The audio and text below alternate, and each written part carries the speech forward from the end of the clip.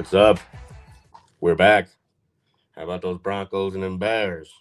Huh? How about them Bears? I'm not supposed to be impressed. I mean, it was an ugly game on both sides. For How both about teams, it them wasn't even Bears? impressive. Well, baseball is MLB postseason time, so you know what I got on. So, what's up, everybody? Welcome to the Shot Sports Podcast. Grab a drink, a snack. This is your weekly dose of sports, where we'll break down and do a deep dive of the world of sports. Whether you're a casual fan or a diehard, we're here to bring you the latest, the best analysis, and the hottest takes. Subscribe, like, and share. Even comment. We appreciate all the feedback.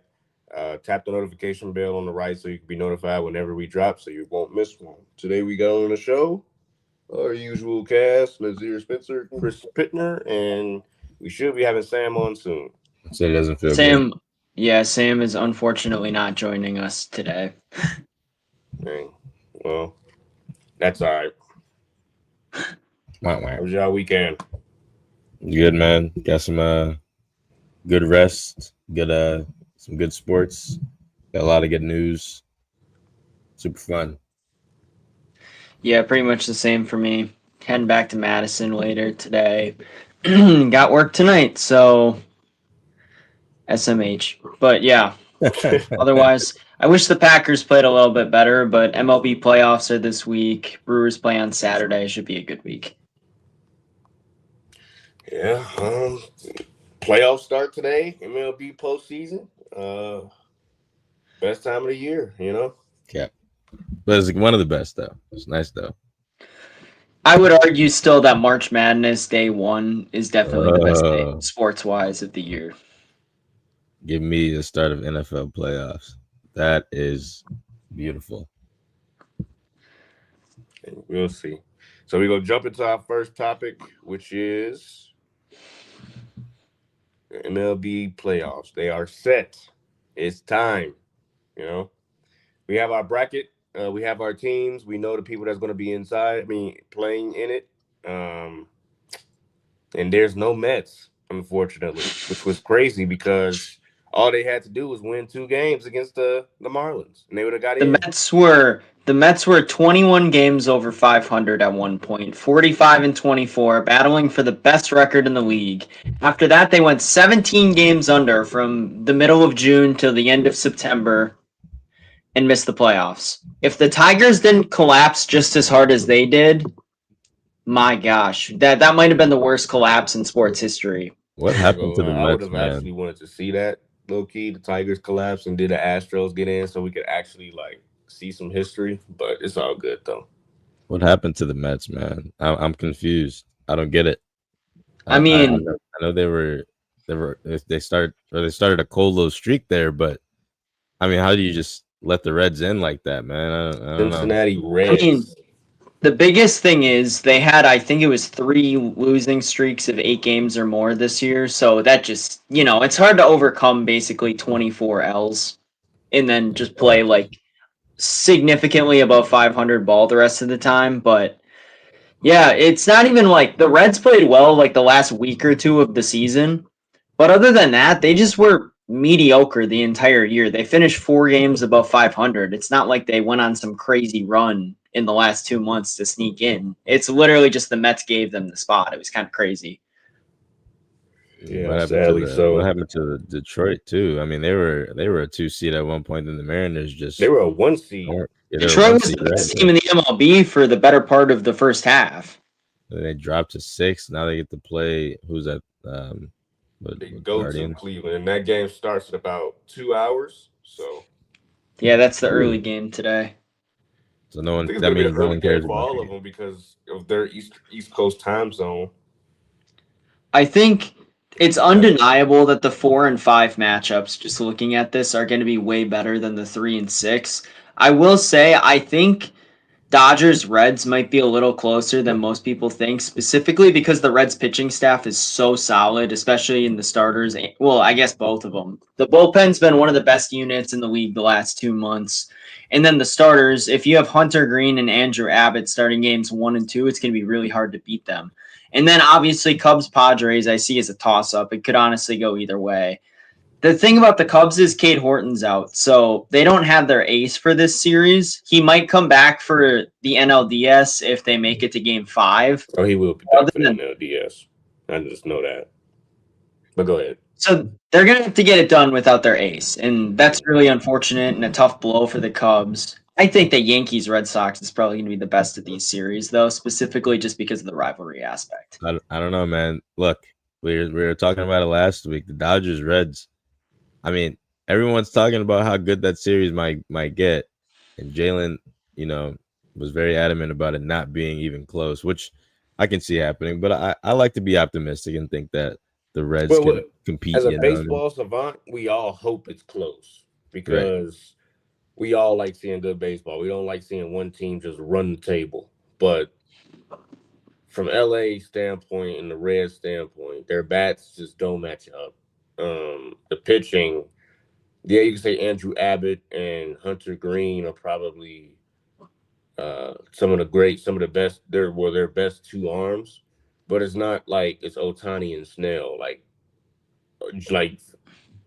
all-star and Hall of Fame kind of careers. Well, I would say they're not quite to Hall of Fame level, but they were both sub-3 ERAs this entire season. These guys are not slouches. If anyone can shut down the Dodgers bats in this playoffs, just looking at all of the teams here in the NL, Philly might be able to, but they lost Zach Wheeler. The Brewers, I don't know if I trust some of the because of Woodruff's injury, there's a chance we see like the Miz start a playoff game, and I don't trust the Miz against the Dodgers at all. How hurt is Woodruff?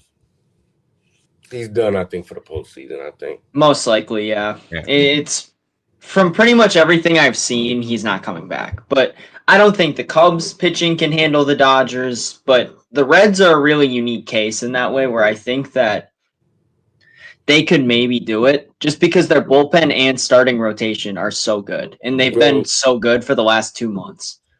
I think, well, I can't really say the Phillies can't because they have. Yeah, say the Phillies definitely can. They have Aaron Nola, who is back to form, as we just seen his last start.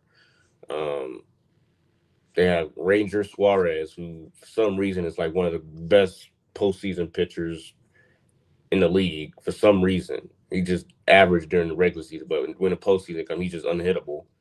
And you got Christopher Sanchez, who's, he's a big lefty with a big fastball. Yeah, Zach Wheeler hurts them from not being there, but they can bounce back and rebound. I mean, they just got Walker Buehler as well off waivers. So, I mean, I think they'll be all right. But yeah, if Walker Buehler can pitch to what we know, for what we know he can do, that's a huge weapon for them. And he's been really good in their couple starts that they've had. Obviously, having Sanchez there, Suarez, I guess I might have been mistaken. I underestimated their pitching staff a little bit. But I mean, just a little bit. But I mean, Zach Wheeler not being there is obviously like a big blow. I mean, the toughest thing is too, like Freddie Freeman always turns up in the postseason. Yeah. Shohei can turn up in the postseason. Like these guys, they're really tough to stop. Like even if their regular season isn't the greatest, they still can have a really deep postseason run just because they have so much talent in that lineup that can just turn it on at the snap of a finger. Yeah, so it really don't matter what kind of like pitching they're facing. I just think personally, like they're going to be a harder team to beat. And I think the Phillies are really the best team that can really beat them. I think because of both sides of the ball. They just activated Trey Turner. He's back. But the Reds, I just don't see their bats just matching up with the Dodgers. Their pitching staff, they have just Zach Littell is all right, but I mean, he's nothing like what Hunter Green and Andrew Abbott was. So really, that's just two arms. While the Dodgers got like 4 or 5 of them, and 3 of them are going to have to be put in the bullpen. The thing is, though, at least in the first round, you only need 2 good arms. If those 2 guys both pitch gems for you and your offense gives you 4 runs, you can probably win. Yeah, that's what I'm saying. Like, their bats just don't match up. So it's like, when I say that, it's like, when Blake Snell gets the ball, are we confident, like, putting, like, some real kind of, like, I ain't going to say your life, but putting real cash or something that you really love on the line to say that they're going to beat Blake Snell in the playoffs with that lineup? I just don't see that. And Then for game 2, they might just say, you know what, screw it, we throw Shohei. Or you know what, yeah, we'll say depending on depending on how much they win by, if they win by how much they win on game 1, will really be the tale of who gets the ball in game 2. They might save Ohtani for game 3 if they like just run the table in game 1. Speaking I of, mean, not only that, you can save him for the NLDS then too. Yeah. Like if you feel that confident, just don't pitch him at all Yeah, because that they too, do have yeah. so many options. Yeah, that too. So speaking of the it's wild it's a card, tricky series. I mean, you can't take the Reds lightly either because you know what they just did in Milwaukee to get in. But yeah, I just feel like those two teams just don't match up well. But they have two arms that can win a series. So with that, anything is possible. So who do you guys have in the wild card games that are supposed to be starting today? You got obviously the Tigers versus the Guardians, the Red Sox versus the Yankees. You got the Reds versus Dodgers, and San Diego versus Chicago. I think I'm gonna take the Guardians in that series, but I think it's gonna be closer than most people think. it's Because going 3. I mean, yeah, the Guardians were red hot and the Tigers were ice cold when they faced off last week, and the Guards took 2 out of 3 from them. But the Tigers hung with them. It's not like they were blowouts or anything. I think Tariq Skubal could very easily win them game 1 by himself. So as it kind of goes back to that to the Reds, where if you could just manage to put up 4 runs on offense with Skubal on the mound, hypothetically you're in a pretty good spot. Now the Tigers bullpen is a lot weaker than the Reds is, so that's a bit more concerning. But the Guardians is basically Jose Ramirez, Steven Kwan, and friends. So I mean, you never know. Red Sox, Yankees. I think I got to go Yankees in 3 here. The Yankees are so hot right now. Like their offense is insane again. Aaron Judge is doing his thing.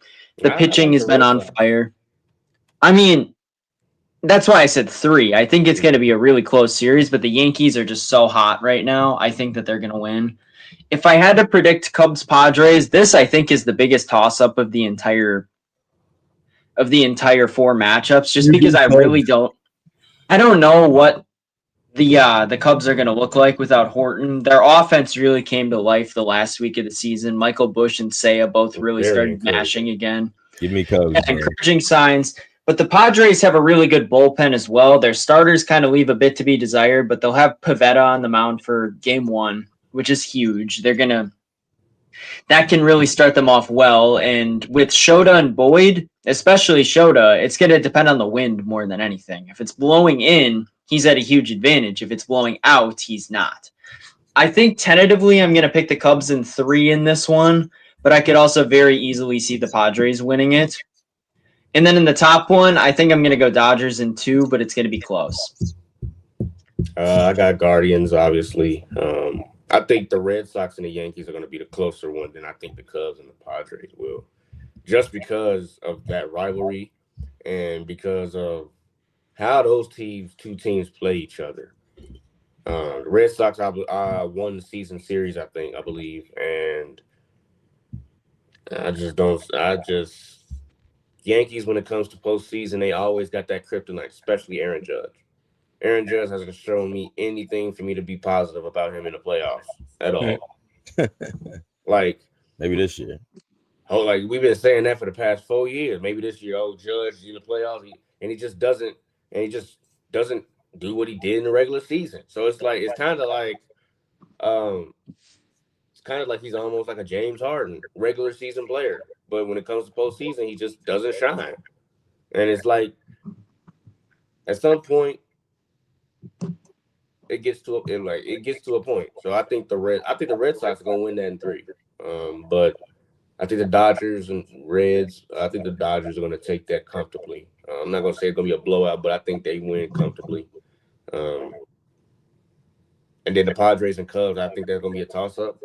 But I think the Cubs, the way their bats were at the end of the season, how they came to like the last series, I think the Cubs will win in 3, but it'll be a lot closer than what we think. I mean, the Cubs also, they got lucky in a way getting to face the Mets the last week of the season because the Mets are like the perfect tune-up for anyone's bats because their pitching is just horrendous, or it was horrendous this year. Nolan Especially McClain their shut him starting. down, though. I mean, other than they have one or two decent starters, but other than that, it's like some of those guys are like facing batting practice. So Give me the Cubs offense, it's back to life again, and that's terrifying if you're a Brewers fan going into the wild card series. If the Cubs beat the Padres, give me Go the ahead. Tigers. Oh. Give me the Tigers. Give me the Yankees. Give me, I guess, the Dodgers, and give me the Cubs. Only upset is the Tigers. I'm not going. Yeah, my upset is the Red Sox taking care of the Yankees. No way. I like the Yankees are cool. They got You're that. Aaron Judge They hater. got what is his name? Max Fried going tonight, but the Red Sox also got Garrett Crochet going tonight. So it's You're like, an Aaron Judge hater, bro. He's gonna turn up. Trust. no, I'm not an Aaron Judge hater. I'm a realist. Like, what have we seen in the postseason from Aaron Judge? but Jalen actually has a point here. He's been ghosting he's ghosted in the playoffs historically. Give him one more chance. I don't agree with Jalen that I think he's going to be bad, but I definitely see where he's coming from because it has happened in the past. Give him It's one kind more of chance. like Connor McDavid in hockey a little bit. It's like he doesn't quite perform up to the same level he does in the regular season. Give him one more chance. Trust me. If he doesn't do it this year, all right, I'll hear it. We're going to have a conversation if he doesn't this year. Yeah, we're gonna have a serious conversation if he doesn't. That's fair. But yeah, I just think the Red Sox are gonna take that in 3. I'm not saying Aaron Judge is gonna play like dog shit, but I just think that the level of impact of what he had in the regular season, I don't think it would be nearly as close to what it would be in the playoffs because everything is heightened. Everything is a lot more tedious. You can't take a series off like he would in like the regular season, and they just come back and mash the next series. No, there's no guarantee you make it to go to Toronto. So just give me the Red Sox in that one. So is it crazy? Before we move on, for whoever wins that matchup, I think that they have a very good chance against Toronto. Is it crazy for me to say that? Because I think, honestly, both of these teams might have better rosters than Toronto does. And the Yankees caught Toronto at the end of the year. They were way back in the division standings, and they ended up tying them. But since Toronto had the tiebreak, and the Yankees are just red hot right now. And a lot of postseason baseball just comes down to who's hot and who's not. So, for example, the Cubs getting hot this week was really good for them. The Brewers are coming in cold. Now, they get an entire week off to sort things out, so it's possible that it changes a little bit. Go ahead. But, I mean, it's possible that the Cubs just come into Miller Park or American Family Field on Saturday and just kill them. It's possible. I mean, Freddie had a bad start against the Cubs this year, too. And it sucks that y'all are that cold and then y'all have to sit down a week. That's bad. I almost think for the Brewers, it was needed, though, because there were so many guys with lingering injuries. Contreras had a wrist problem. Yelich dealt with back tightness earlier this month. Sal Frelick had a lingering hamstring thing. Churios had something similar. A lot of the pitching staff was just worn down, especially the bullpen, from how much we had to use them during the middle of the year and our close wins.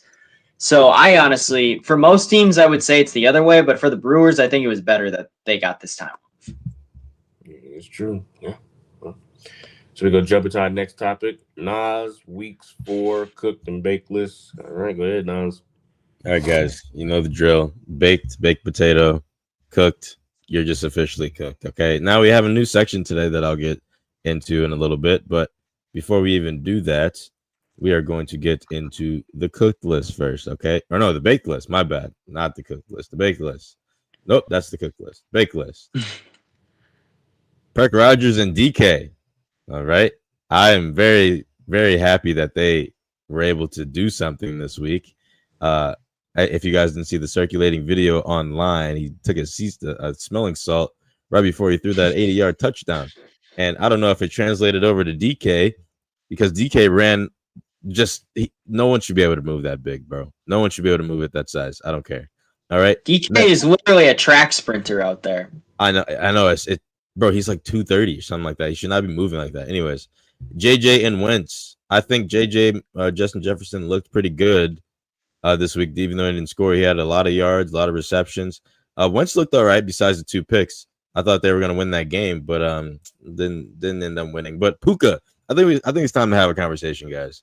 I think he might be the best receiver in the league right now. I Puka genuinely do.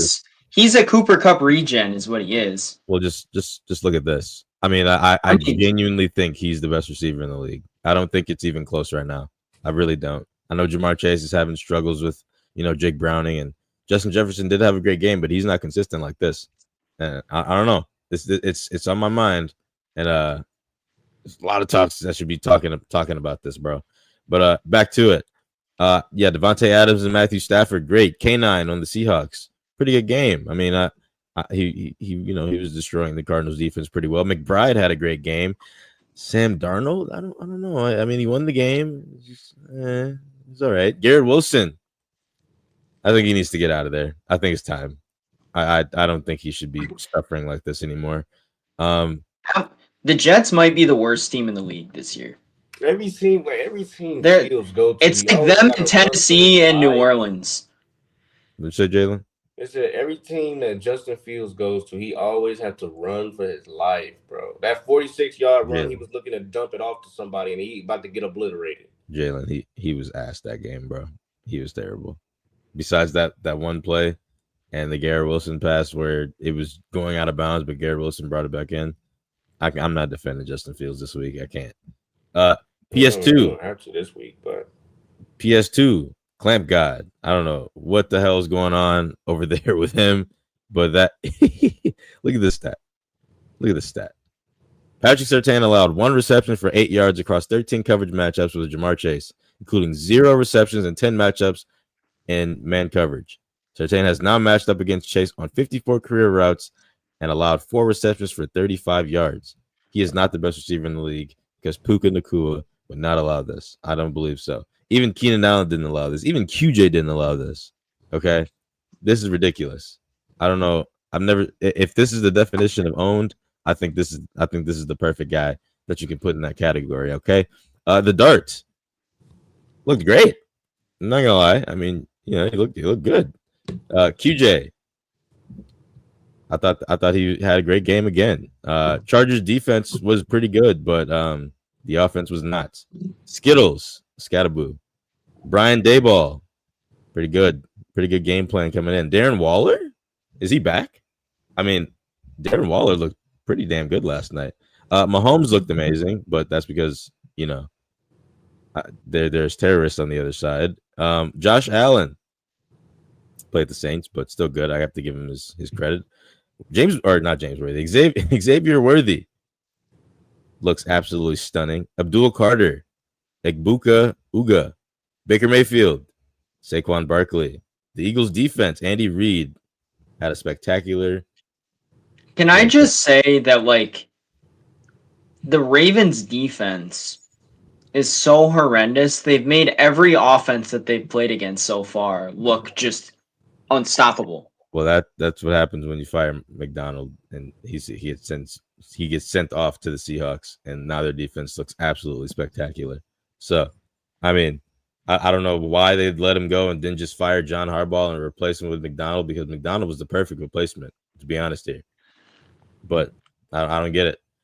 Nico Collins looked pretty good, even though the Titans are not that great. And Debo looked like a number 1 again. I was very impressed. If you're going to see at the bottom, it says Penix. He has 300 plus yards, which I was very impressed with. But here's the close up. The Lions in general looked amazing. Drake May and Vrabel looked like they're hitting their stride a little bit, even though they played the Panthers. The Jiggy Jags and ETN. Oh my goodness, they might be legit guys. I don't know that. We'll see next week when they play the Chiefs. I'm going to be 100% honest with you. I don't think the Niners are good, especially now that Bosa's out. That front 7 is just, besides Fred Warner, is just. I mean, they did. They won. Don't get me wrong, but I don't think this game says a ton about Jacksonville. Were they better? Yes, but I think we'll see this week when they play the Chiefs. That'll be interesting. That'll be a fun game. Bears special teams. Jalen, what's going on with over there? They're cracked out over there. I mean, they're disgusting. I don't know. They won that game easily off that blocked field goal, and revived Caleb Williams a little bit. And by the way, there's a stat up there. I just want to put this out there for everyone that does not like Caleb Williams, because I was one of those people at one point, right? Caleb Williams he started his career with 28 touchdowns and 8 interceptions. Apparently, that is the best start to any first overall pick in NFL history. I'm just saying, all right? I'm just putting that out there. That Caleb Williams, he's something special right now. I think we're witnessing. I mean, the biggest thing. Do you have Roma Dunze on the baked list this week? Because I feel like he should get a shout. I do not, but I have to see a little bit more. I'm not gonna lie, because last year he kind of ruined it for me. And I know he had a good game against the Raiders, and last week he had a good game against the Cowboys. But one more game. Give me one more game. Defenses, though. I mean, but you threw Darren Waller on here after 1 week and Jackson Dart. I feel like a Dunze should be on here too. Well, is that crazy for me to say? Darren Waller had a breakout game. I don't think we've seen Roma Dunze have a breakout game against a good defense. The Jets have a good defense. Be honest with you. Okay, the Raiders not so much. Okay, they have a good defensive line, but right, the Cowboys not even close. Same with the Cowboys. They got a good defensive line, but their secondary is just. I need to see. What is his name? Number 26, Bland. Oh my God, dude, get cooked every single play. Don't even get me started. Are you always turned around? Trayvon Diggs is always turned around. He's terrible. I don't know what. He's not even on the cook list. I just didn't bother to mention him. Anyways, I understand the Roma Dunze love. He deserves some love. I'll shout him out, but I need one more because I got a full year's worth of stuff that I can just go back on and how he just didn't do anything. I know it was a rookie year, but still. Dak and Pickens, they look good. Pickens looks like he can be a number one. I know people were saying he can't be, but I think he can. Jordan Love avoided the cooked list this week because he almost lost him that game. But the fumble. Anyone playing against the Cowboys defense is going to be on the bake list, I think, the rest of the year because we'll see. That's just how it's going to be. Play him next week, so. Clamp God. Jordan Love and Romeo and Jacobs. Romeo Doubs looks amazing, man. I've been saying it since preseason. He has some type of fire inside of him that just makes him. It's his contract year. I know, but he just. I don't know. Maybe, you might be right. Everybody show out in their contract year. We'll see. Zion Williamson has to do the same thing. Bo Nix and J.K. Dobbins looks pretty good. J.K. Dobbins didn't score, but he looked like who's the second running back too? I forget his name. R.J. Harvey. Yeah, Harvey looked good too. I should have put him on there. Bo Nix looked good only because again, bad defense, but he played pretty well. Besides that pick, but I'll give him his credit. CMC. Bo Nix. CMC looks. I don't understand the 49ers. CMC is the most healthiest man alive while everyone else is injured. How backwards is that? But CMC yards. The fact that he gets injured like every other year and still comes back and becomes the best running back, arguably in the league, every single time is just insane. Right. Bijan, unreal. I think he's the best running back in the league right now.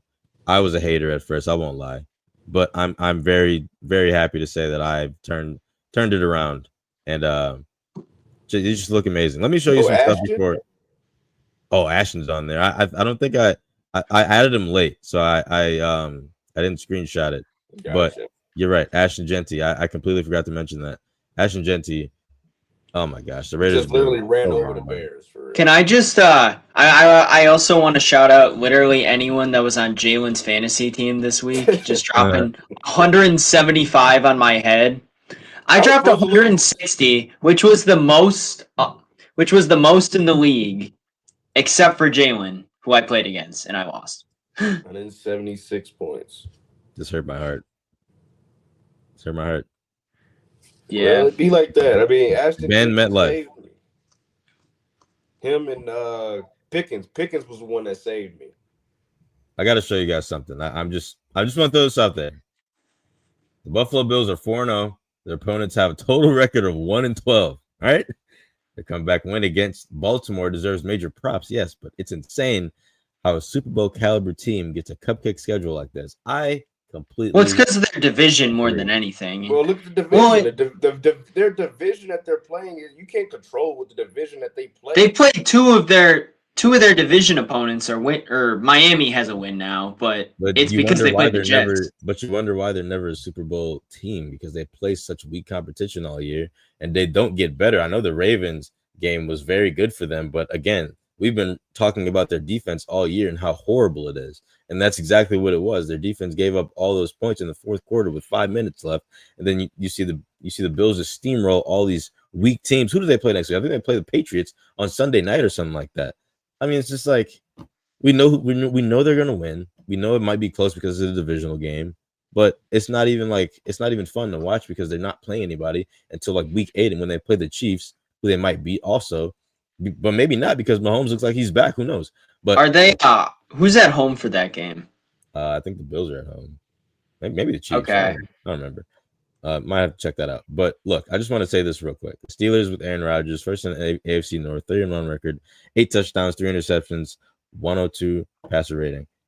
He was never the problem. Now, look, I've been talking to my friend about this, and you know how Aaron Rodgers and Patrick Mahomes have never played before.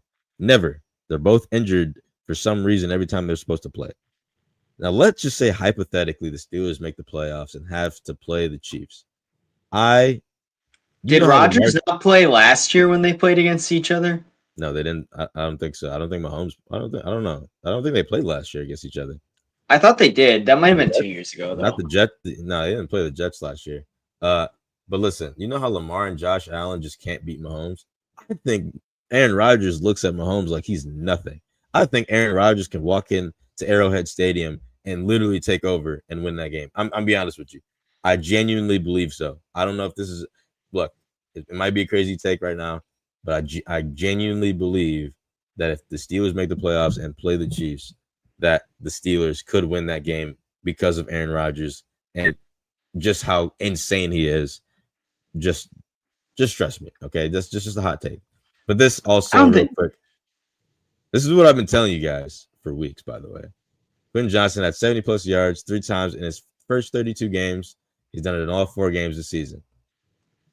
I'm just saying, Devontae Adams did the same exact thing his first 3 years, and then this happens, the breakout season. I'm just saying, I literally compared them like right, and then this is my last one. The Giants have drafted 6 wide receivers and tight ends in the first 2 rounds since 2014.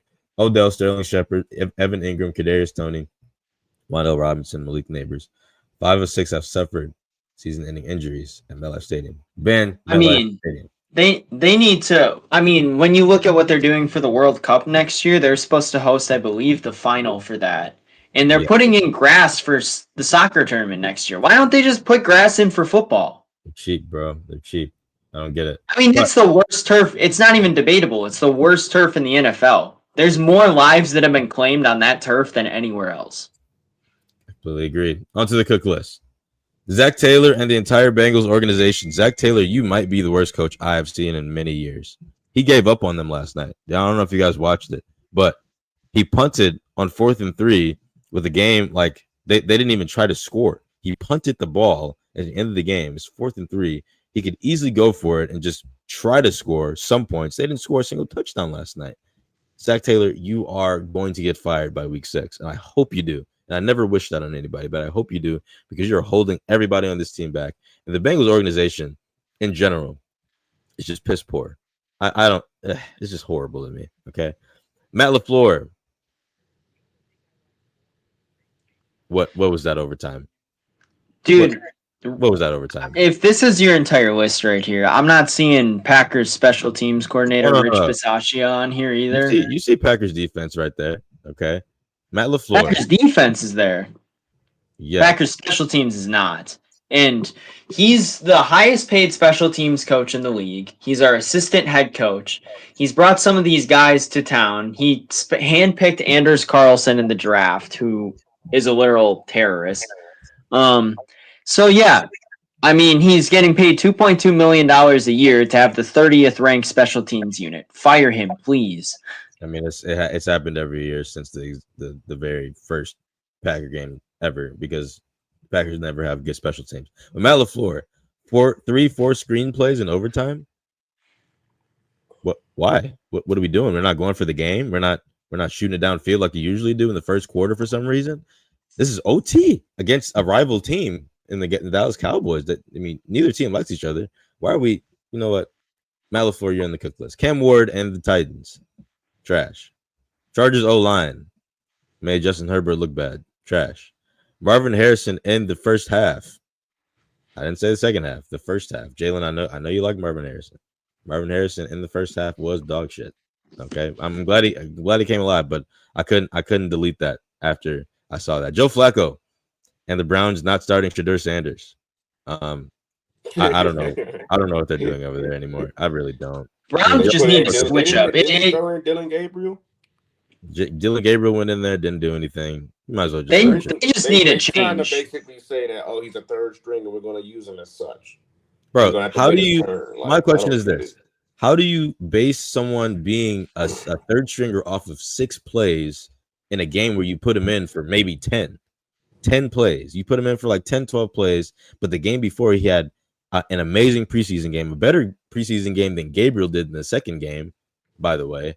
And it doesn't make any sense to me. How do you can't base that off that. They're using him to make him look bad.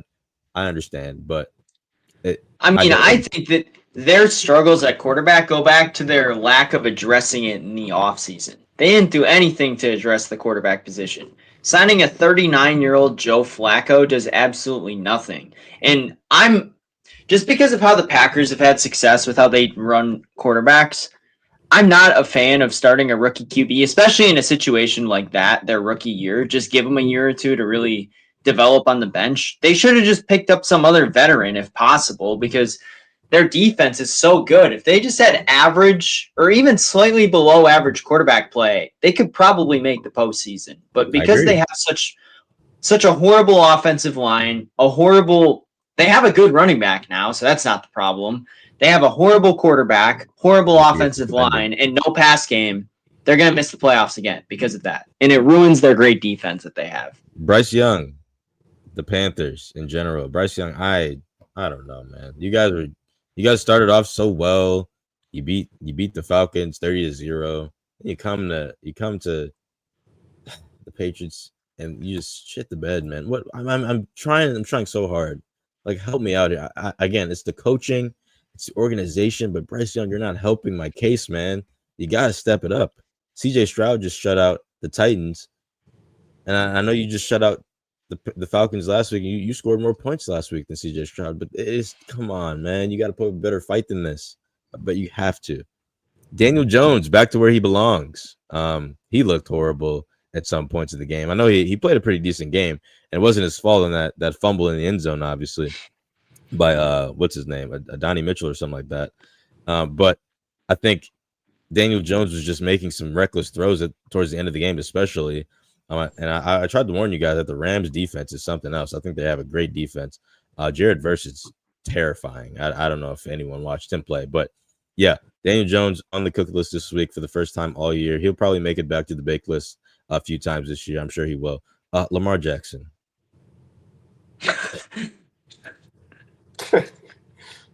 Lamar Jackson. I think it's time to say this. I do. I'm not even a Mahomes lover. I can't defend him right now. This is literally Curry versus James Harden. Do you know what Curry does to James Harden every time they play? He cooks him. Oh my God. You know who's on the cook list this week? Lamar Jackson. And Derrick Henry, by the way. And John Harbaugh. But this is getting ridiculous. I mean, Lamar, you are looking like James Harden of the NFL right now. Lamar Jackson, I am a huge fan. I think you have the potential to be the best quarterback we have ever seen if you can win some rings. You are already on pace for that with the regular season awards. And I know the team right now is just not where it needs to be, bro, but I don't know if you got hurt. I don't know if you took yourself out the game.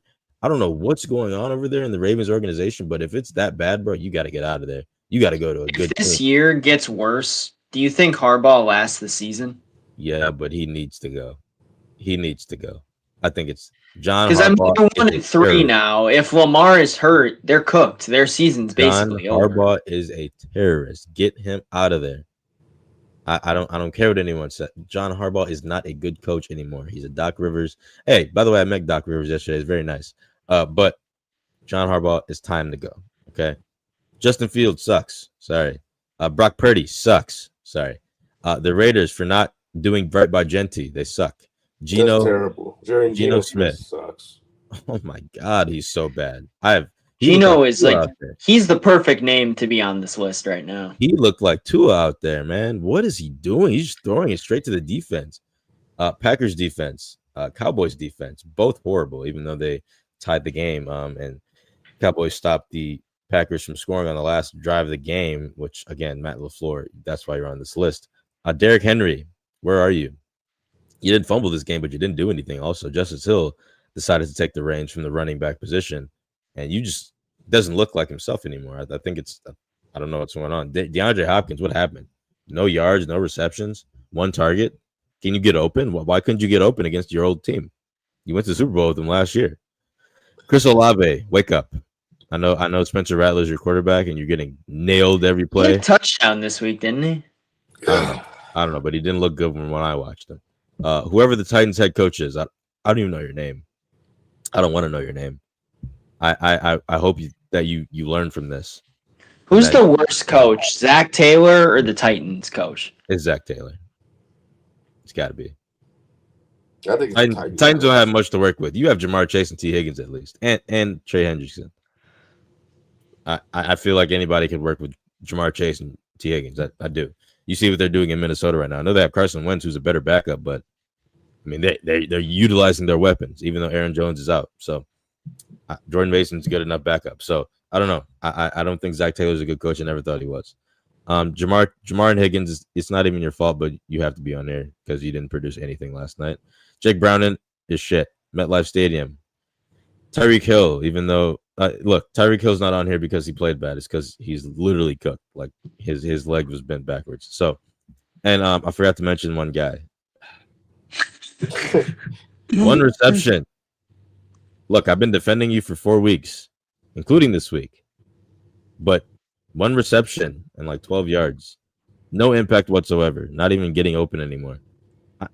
Look, I have faith. He'll be all right. But where are you? I mean, we would love to see you. We would love to have you on the Chargers offense. We would. You can wake up now. And we're 3-1. Just blew a crazy game. You were nowhere to be found. So just that's my cook list. But also, I made a new section. Medium rare. Now, this is rare. Okay, Jordan Love and Jalen Hurts and Micah Parsons and Jared Goff are on here. Now, I'll explain this. Jordan Love is on here because, well, first of all, in the first half, they were fine, but he fumbled the ball, brought them back into the game. He couldn't score on some drives. And he played a great game. It's just like you didn't know whether if he was cooked or not. The entire game, people were raving on about what is he doing. But then he, started having good plays, and then started playing. It was so weird. I just didn't know how to feel. So I think the play calling was holding him back at times. I mean, they ran 17 screen passes, man. That was ridiculous. The offensive line. That's what I'm saying. He's medium rare. That's why he had a good game, but there was just something off. You know what I mean? The offensive line was bad. And then Jalen Hurts is on here because the second half of the Buccaneers-Eagles game, he didn't record any passing yards, and they won the game.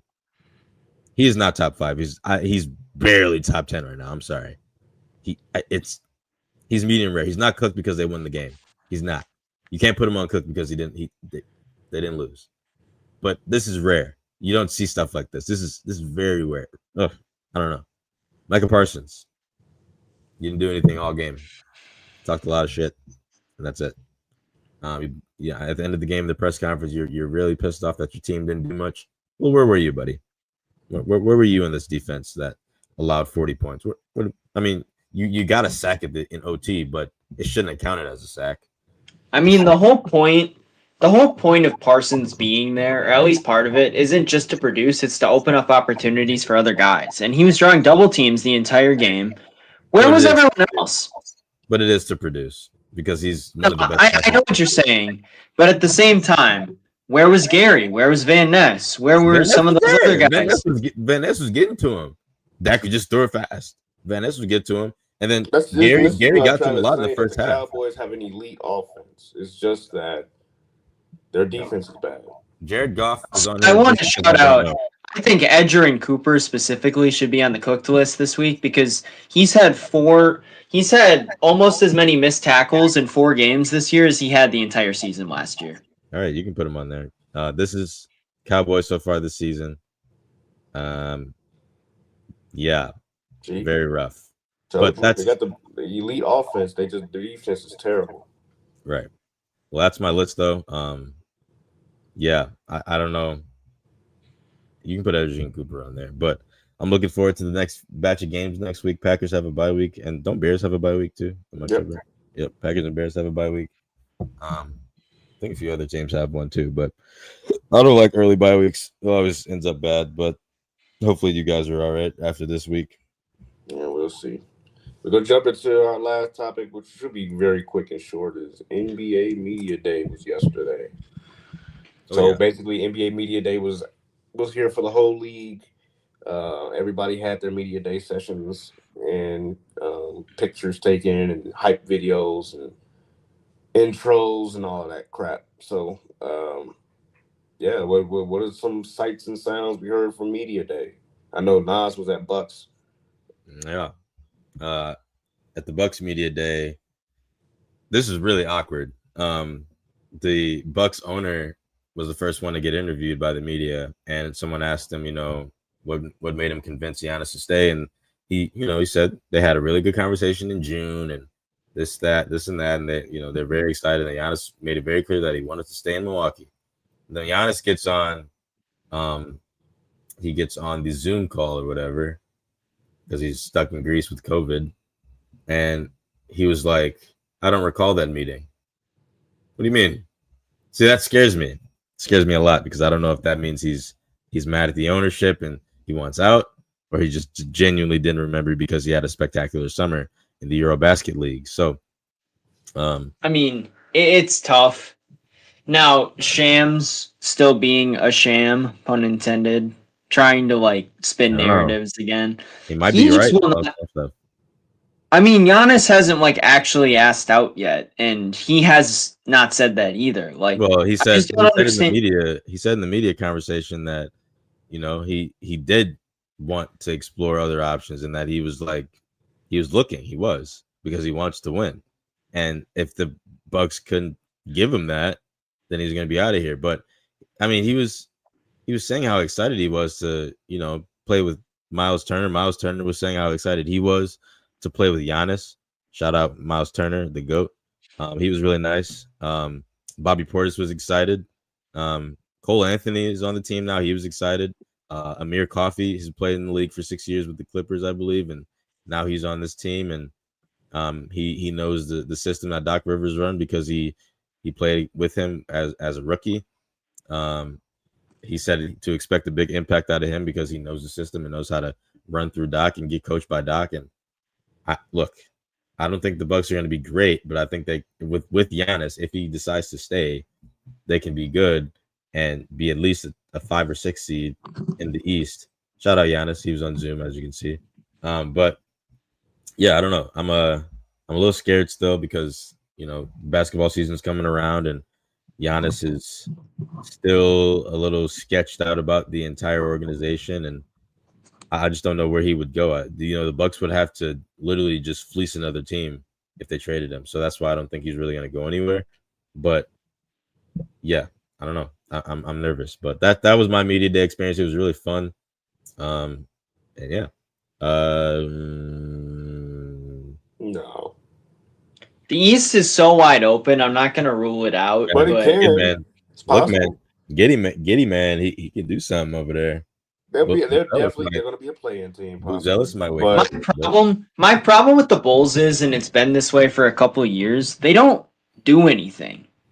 They don't move the needle one way or another. They just kind of stand pat, and it's frustrating because I like it better when a team commits to either going all in or they just commit to losing. Like, honestly, I the hope they make Bulls have been playoffs. stuck in that spot. Like, the Hawks this offseason made some good moves A to lot of move good moves. themselves up in the standings. The Bulls did nothing again, and it's just frustrating because, like, they are a very proud franchise. They have a very proud fan base. I don't understand why they just kind of stand pat every single offseason. They don't make any moves to like shed talent, but they also don't make any moves to really bring any in either.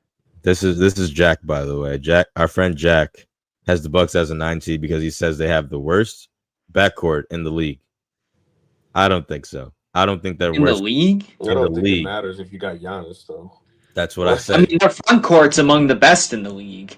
No, their backcourt. My bad. Their backcourt's the best or the worst in the league. Their backcourt and Kevin Porter Jr. and Gary Trent and Cole Anthony is the worst in the league apparently.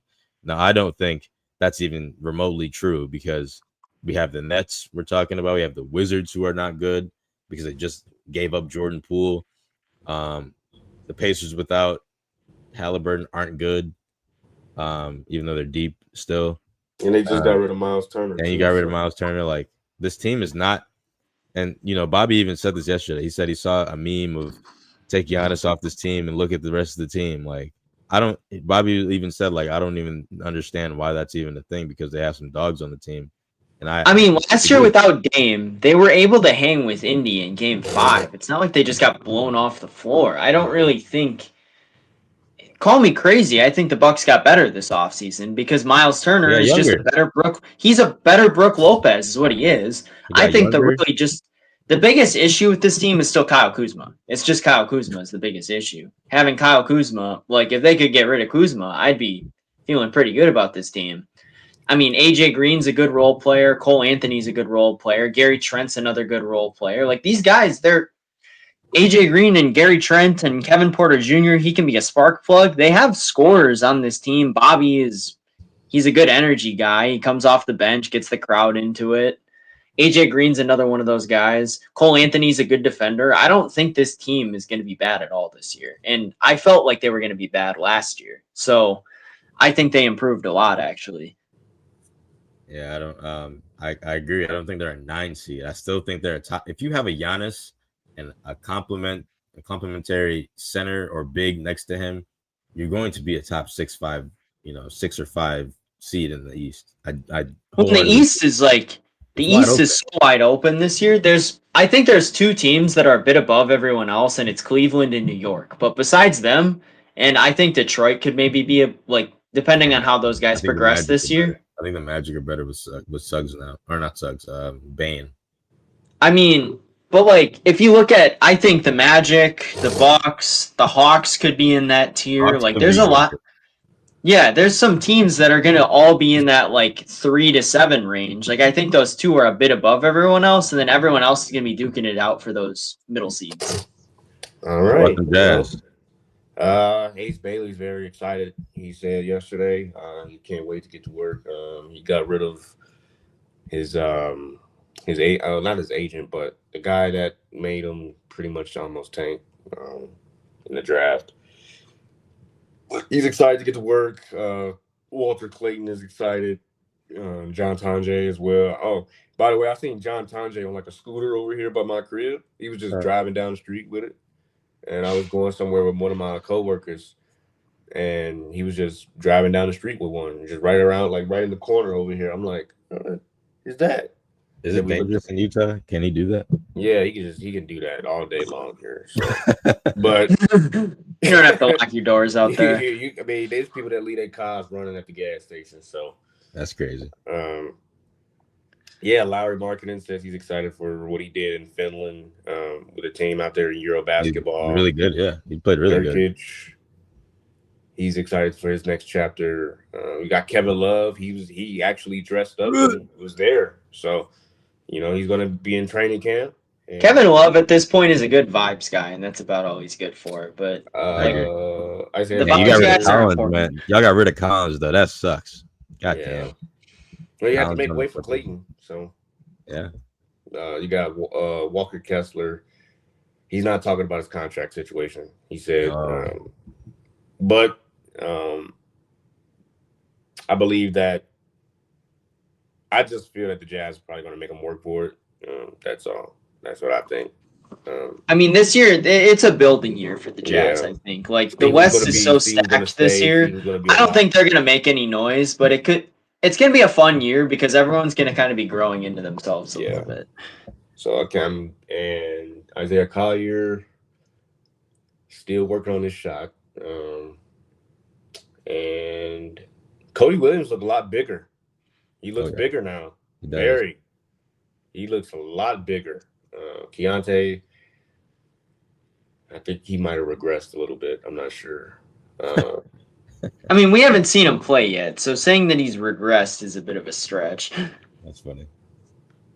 But I think, he came in, the camp looked bigger as well. He looks bigger too. So Taylor Hendricks is excited to get back on the floor. The vibes is back. And that's about it. Yeah. So everyone's excited to see where it goes. Not really too much expectation that we have right now. Just excited to get out there and see what we got. And the biggest thing is the most excitement is around Ace Bailey. So which it should be. So Ace Bailey. Nice.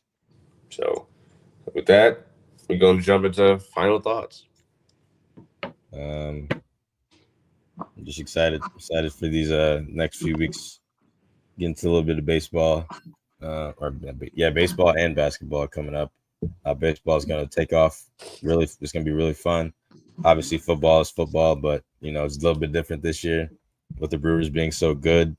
I hope they can make it. I really hope we play the Cubs. I really do, because I think that'll be a great series, and I think we have a good chance of winning that over the Padres. I don't think the Padres is a good matchup for us at all. I think the Cubs and the Brewers want to see each other, and I think that'll be a great series. So I'm wishing. I don't know how everyone else feels about that, but I'm wishing. My final thought is I'm going to issue an apology to Cowboys Nation. On Thursday last week when we did our lock, that's another apology. I have to apologize to the Panthers for trusting them and the Patriots for doubting them. That was My upset pick was the a Falcons. crap show on Sunday night, and I really thought Green Bay was just going to take it to Dallas. They had CD out. They didn't. Dallas played really well in that game, at least offensively, and Green Bay looked like Joe Barry was the defensive coordinator again. No blitz, no pressure, just soft zone and easy 15-yard completion. So I think there's a lot of concerns. Vibes aren't quite as high as they were for the Packers heading into the bye, but this is their chance to recharge, and they got a get-right game again after we come back because Burrow's still out. It'll be Jake Browning and the Bengals at home. So if they don't win that, I don't even know what to say. My final thought, I think I picked the Falcons to win. It was my upset. Remember, y'all giving me shit on that. But the Cubs announced their postseason roster about a few minutes ago. And, they left Javier aside and Jordan Wicks off. I mean, whatever. Which is not really needle movers. I don't really think that's controversial. No, but I would have I'm more interested to to see. I would have liked to see Javier Assad in there over Michael Soroka though. Javier Assad. I'm more interested to see which one of the Brewers gets left off. Does the Miz make the roster? Does Robert Gosser make the roster? I don't know. I think the Cubs is a bit more plug-in. I think the Cubs is a bit more plug-and-play with who's going to be there because there's more veterans on the Cubs than there are in the Brewers. With the Brewers, it's interesting to see who they're going to pick out of all the young guys. Aaron Savali even made the postseason roster, so the 26-man roster for wild card. So, wow. It's nice to see that Jameson Taillon was going to be on there. But, we left Javier aside and added, a 50-year-old Michael Soroka. So, way to go. Way to go, Cubs. So, with that, this is the end of the show. All right. Subscribe, like, share, and comment. We follow our podcast page on other platforms. Links in the description box below. We have a Spotify, Instagram, and TikTok. we'll be getting reels and shorts of this show up shortly. We do post polls and question boxes, and you can always DM us on things you'd like to have answered or comments you may have. We dab into other topics as well, music, film, travel, or lifestyle takes. But right now, since sports is so heavy, we won't be into that stuff right now. Maybe around the All-Star break. But with that, it's been Shot of Sports, and we'll see you on Thursday.